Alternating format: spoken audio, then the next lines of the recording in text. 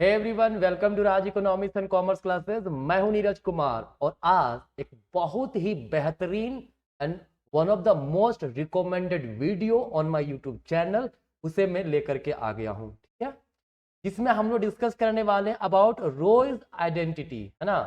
रोज identity है जो कि आपका एक प्रकार से देखा जाए कांस्टेंट ऑप्टिमाइजेशन के प्रॉब्लम में यूज होता है। ठीक है, जनरली क्या होता है, आप लोग ने पहले मेरा वीडियो देखा होगा, Marshallian demand function, Hicksian demand function, indirect utility demand function, ये सब चीजों का वीडियो मैं अपलोड कर चुका हूं। अगर आप नहीं देखें उनका डिस्क्रिप्शन में मैं लिंक दे दे रहा हूं, आप उन वीडियोस को पहले जरूर देखिएगा। ठीक है, तो रोज आइडेंटिटी कहता क्या है कि अगर हमारे पास if we have indirect utility function, short में रिकॉल करवा देता हूं इनडायरेक्ट यूटिलिटी फंक्शन क्या होता है। देखिए, अगर ये हमारा, देखिए इसी एग्जांपल में मैं अपना वीडियो बनाया हूं, इसीलिए मैं समझा दे रहा हूं। अगर मान लीजिए मेरे पास यूटिलिटी फंक्शन ये है ना, बजट कांस्टेंट हमारा ये है, क्लियर, इक्वल टू एम है यहाँ पे। ठीक है, इक्वल्स एम है, राइट, ये हमारा बजट कांस्टेंट है। ठीक है, तो जब मार्शलियन डिमांड फंक्शन निकालते हैं तो यहाँ पे x1 हमारा ये होगा, ये क्या है, मार्शलियन डिमांड फंक्शन। x1 का वैल्यू ये आएगा, ये x2 का वैल्यू आएगा, क्लियर। जब x1, जहां पे x1 है वहां मार्शलियन डिमांड फंक्शन पुट कर दे, जहां x2 है वहां ये मार्शलियन डिमांड फंक्शन पुट कर दे, जो यूटिलिटी आता है उसको हम लोग इनडायरेक्ट यूटिलिटी फंक्शन बोलते हैं, वो ये आएगा। ठीक है, तो this is our indirect utility function, है ना। ध्यान रखिएगा, मैं बार बार कह रहा हूं, अगर मार्शलियन डिमांड फंक्शन नहीं देखें, डिस्क्रिप्शन में लिंक दिया उसे पहले देखिए। अगर आप इनडायरेक्ट यूटिलिटी फंक्शन नहीं देखें तो उसका भी डिस्क्रिप्शन में लिंक दिया वो पहले देख लें, तब ये टॉपिक आप पढ़िएगा, तब आपको काम आएगा। अन्यथा अगर आप देख चुके हैं तो फिर कोई बात ही नहीं है, आपको समझ में पूरा अच्छे से आएगा। ठीक है, तो कहता है अगर हमारे पास इनडायरेक्ट यूटिलिटी फंक्शन ही गिवन हो सिर्फ, और कह रहा हो, है ना, कि मार्शलियन डिमांड फंक्शन निकालिए, क्या कह रहा हो, मार्शलियन डिमांड फंक्शन निकालिए, तो वहां रो आइडेंटिटी लगाते हैं। वो रो आइडेंटिटी क्या है, x1 स्टार, मतलब मार्शल का डिमांड फंक्शन x1 निकालना हो तो इनडायरेक्ट यूटिलिटी फंक्शन को डिफरेंशिएट करेंगे प्राइस ऑफ 1 के रिस्पेक्ट में, whole divide indirect utility function को डिफरेंशिएट करेंगे इनकम रिस्पेक्ट में। यहां पे माइनस का साइन होगा, ये याद रखिएगा।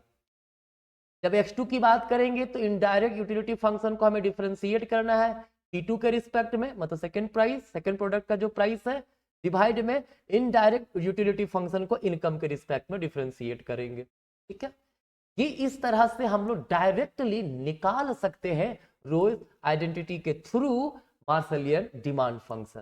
क्या, तो फिर देर किस बात का, डायरेक्ट चलिए क्वेश्चन देखते हैं।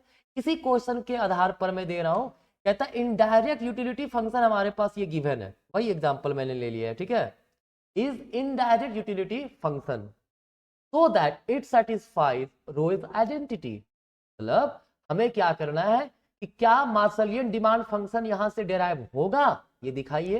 तो मैंने आपको अभी कहा है सबसे पहला काम क्या कर, हमें क्या क्या जरूरत है, देखिए तो इनडायरेक्ट यूटिलिटी फंक्शन P1 के रिस्पेक्ट में डिफरेंशिएशन चाहिए, इनडायरेक्ट यूटिलिटी का इनकम के रिस्पेक्ट में चाहिए, फिर P2 के रिस्पेक्ट में डिफरेंशिएशन चाहिए। तो वो सब पहले निकाल लेते हैं ना, मतलब पहले डिफरेंशिएट कीजिए इनडायरेक्ट यूटिलिटी फंक्शन को किसके रिस्पेक्ट में, P1 के रिस्पेक्ट में। क्या आएगा देखिए तो, अगर मैं इसको डायरेक्टली, ये देखिए यहाँ पे P1 के रिस्पेक्ट में जब डिफरेंशिएट कर रहे हैं, देखिए तो m/2 P2 1/2 कांस्टेंट के रूप में बाहर निकल जाएगा, पार्शियल डेरिवेटिव सिर्फ P1 के रिस्पेक्ट में डिफरेंशिएट होगा, इनटू P1 ऊपर नीचे है ना, तो उसको ऊपर ले आया, कितना होगा, P1 का पावर -1/2 होगा कि नहीं होगा। अब देखिए प्लीज इसमें कंफ्यूज मत हो जाइएगा, है ना, देखिए समझ लीजिए थोड़ा सा, m/2 P1 का पावर 1/2 P2 का पावर 1/2 है। क्या हम लोग इसको लिख सकते हैं, m P ऊपर ले जाए तो P का पावर -1/2 डिवाइड में 2 P2 1/2, लिख सकते हैं कि नहीं लिख सकते हैं, बिल्कुल लिख सकते हैं ना। तो इसी को मैंने क्या कहा है, m/2 P2 का पावर 1/2 को बाहर रखिए और डिफरेंशिएट कर दी किसको, P1 को -1/2 के रिस्पेक्ट में, किसके रिस्पेक्ट में, P1 के रिस्पेक्ट में। ठीक है, तो मैं डायरेक्टली लिखा हूं, प्लीज कंफ्यूज मत हो जाइएगा सिंपल सिंपल चीजों में, ठीक है। चलिए हाँ, इसलिए मैं बता दिया अभी आपको, ताकि आपको आगे दिक्कत ना हो। क्लियर है। चलिए, तो जब डिफ्रेंशिएट करेंगे क्या होगा, हमारा जो कांस्टेंट है वो एज इट इज बाहर रहेगा, m/2 p2 1/2 बाहर रहा। क्या है, p1 का पावर -1/2, तो -1/2 बाहर आ गया। p1 का पावर -1/2 -1, तो -3/2 हो जाएगा। ठीक है, या तो सीधा सीधी इसको लिख सकते हैं, देखिए माइनस बाहर कर दीजिए, ये 2 और ये 2 मल्टीप्लाई कर दीजिए, -m/2 2 जा 4 हो गया। p2 का पावर 1/2 और p1 का पावर, p1 को भी नीचे कर देंगे तो 3/2 हो जाएगा, पावर चेंज हो जाएगा। ठीक है, अब देखिए हम लोग यूटिलिटी को डिफरेंशिएट, इनडायरेक्ट यूटिलिटी फंक्शन को डिफरेंशिएट करते हैं, मान लीजिए इनकम के रिस्पेक्ट में, हमको ये भी चाहिए, तो इनकम के रिस्पेक्ट में करेंगे तो 1/2 p1 का पावर 1/2 p2 का पावर 1/2 कांस्टेंट के रूप में बाहर हो गया। डिफरेंशिएट करेंगे सिर्फ इनकम को, किसके रिस्पेक्ट में, इनकम के रिस्पेक्ट में। क्या बचेगा, m के रिस्पेक्ट में होगा 1, बचेगा कितना 1/2 p1 का पावर 1/2 p2 का पावर 1/2 हो गया। ये इसका डिफरेंशिएशन था इनडायरेक्ट यूटिलिटी फंक्शन का इनकम के रिस्पेक्ट में। p1 के रिस्पेक्ट में निकल गया, इनकम के रिस्पेक्ट में निकल गया। अब p2 के रिस्पेक्ट में करना होगा, तो अब हमें इनडायरेक्ट यूटिलिटी फंक्शन को डिफरेंशिएट करना है, किसके रिस्पेक्ट में, p2 के रिस्पेक्ट में। सेम प्रोसीजर जो मैंने p1 में फॉलो किया था, क्या करेंगे, m/2 p1 का पावर 1/2 को बाहर रखिए और डिफरेंशिएट कीजिए किसको, p2 का -1/2 पावर में, है ना, किसके रिस्पेक्ट में, p2 के रिस्पेक्ट में। सेम प्रोसीजर जो मैंने अभी किया था, ठीक है। p2 को अब क्या किए, ये वाला जो टर्म है ये हम लोगों ने पूरा कांस्टेंट मान के बाहर निकाल दिया, और इसको ऊपर ले जाएंगे तो पावर जो है माइनस निगेटिव हो जाएगा, पॉजिटिव है ऑलरेडी पहले से। ठीक है, तो अब इसको डिफरेंशिएट करें, क्या आएगा, m/2 p1 का पावर 1/2 -1/2 बाहर निकल गया, p2 का पावर वही -3/2 हो गया, माइनस बाहर निकाल देते हैं तो -m/2 2 जा वही 4 हो गया, p1 का पावर 1/2 और p2 का पावर 3/2, नीचे कर दिए न्यूमरेटर से डिनोमिनेटर, पावर चेंज हो गया। ठीक है, चलिए हो गया काम। अब पहला देखिए, x1 कैसे निकालेंगे, x1 स्टार का मतलब मार्शलियन डिमांड फंक्शन x1 के लिए। ठीक है, क्या फॉर्मूला है, अब हमें निकालना है रोज आइडेंटिटी। ठीक है, रोज आइडेंटिटी के यूज से, यूजिंग रोज आइडेंटिटी। ठीक है, अब रोज आइडेंटिटी यूज करते हैं, तो x1 स्टार क्या है, माइनस क्या था, u स्टार का डिफरेंशिएशन किसके रिस्पेक्ट में, p1 के रिस्पेक्ट में, बाय u स्टार किसके रिस्पेक्ट में, इनकम के रिस्पेक्ट में। चलिए पुट करते हैं, minus D star by dp1 कितना आया है, ये है हमारा, क्या है, माइनस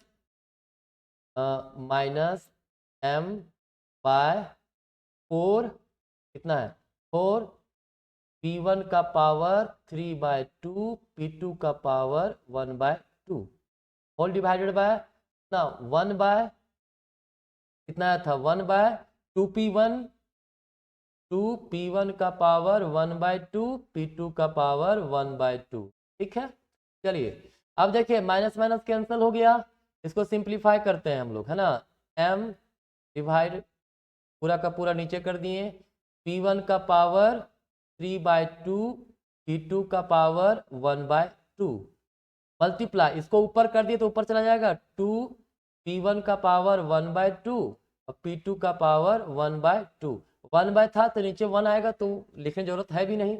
अब देखिए तो यहाँ से ये 2 से यहाँ कट गया 2 दो बार में। ठीक है, अब क्या क्या कट रहा है देखो तो, ध्यान से देखिए, यहाँ पे ऊपर है m p1 का पावर 1/2 p2 का पावर 1/2। अच्छा p2 ये भी काट ही देते हैं ना, डायरेक्टली कट रहा है तो काट ही देता हूँ पहले, है ना, ये भी कट गया हमारा, p2 1/2 p2 1/2 कैंसिल हो गया। अब नीचे यहाँ क्या बचा 2 P1 का पावर 3/2। अब देखिए इसको नीचे ले जाएं अगर तो m/2 P1 का पावर नीचे 3/2 है, ऊपर 1/2 माइनस हो जाएगा। देखिए क्या होगा, ध्यान से देखिए, 3/2 माइनस 1/2 करेंगे, ठीक है, क्योंकि बेस सेम पावर अगर अलग है तो माइनस हो जाएगा नीचे करेंगे तो, ठीक है। ये सिंपल सा कैलकुलेशन है, मुझे उम्मीद है आपको पता होगा, ठीक है। क्या आएगा, इक्वल्स m/2 P1 का पावर 1/2। ये क्या आ गया, x1 स्टार। मतलब मार्शलियन डिमांड फंक्शन हमारा आ गया किसका, x1 के लिए। देखो यही था ना x1 के लिए, m/2 P1। अच्छा थोड़ा सा मिस्टेक हो गया, कहाँ पे मिस्टेक है, हाँ 3/2 में कैंसल हो गया 1/2, तो हाँ यहीं पर तो मिस्टेक है ना, सिर्फ 1 ही बचेगा ना, मैंने ही गलत लिख दिया था, ठीक है। आई होप आप ये कैलकुलेशन माइंड नहीं कीजिएगा, है ना। चलिए, तो मार्शलियन डिमांड फंक्शन आपका क्या था, ये था ना, आ गया वही चीज, ठीक है। चलिए कोई दिक्कत नहीं है, उम्मीद करता हूं आपको समझ में आया होगा, है ना। अब निकालते हैं x2 सेकंड डिमांड फंक्शन मार्शलियन का, क्या, माइनस इनडायरेक्ट यूटिलिटी फंक्शन को डिफ्रेंशिएट कीजिए P2 के रिस्पेक्ट में, डिवाइड कीजिए इनडायरेक्ट यूटिलिटी फंक्शन का डिफ्रेंशिएशन इनकम के रिस्पेक्ट में, क्या आएगा हमारा, ये आएगा माइनस P2 के रिस्पेक्ट में डिफ्रेंशिएट किए थे, कितना आया था, ये आया है, क्या है, माइनस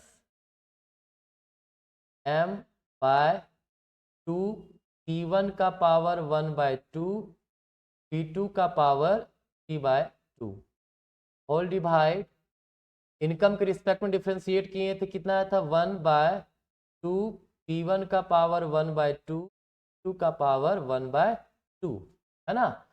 क्या हो गया, ये माइनस में था ना, तो माइनस माइनस कैंसिल हो गया यहाँ पे, देखिए यहाँ पर भी माइनस माइनस कैंसिल हुआ तो यहाँ भी कैंसिल हो गया, बचा कितना, m/2 P1 1/2 P2 3/2 इंटू ये हो गया 2 P1 का पावर 1/2 P2 का पावर 1/2 डिवाइड में 1, क्या आएगा, देखिए तो यहाँ पे, अच्छा यहाँ पे भी मैं मिस्टेक कर रहा हूँ, यहाँ 4 होगा, ठीक है, 4 था, फिर से अभी हम लोग खोजते रहते कहाँ गलती हुआ, है ना।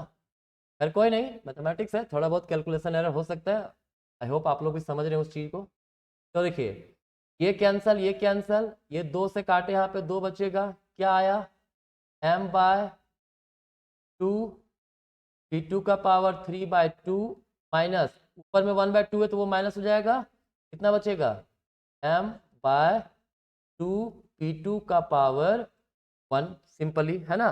तो x2 हमारा कितना आ गया, x2 स्टार जो है वो कितना आ गया, m/2 P2, क्लियर है। देखिए यही था ना, यही था ना हमारा x2 m/2 P2।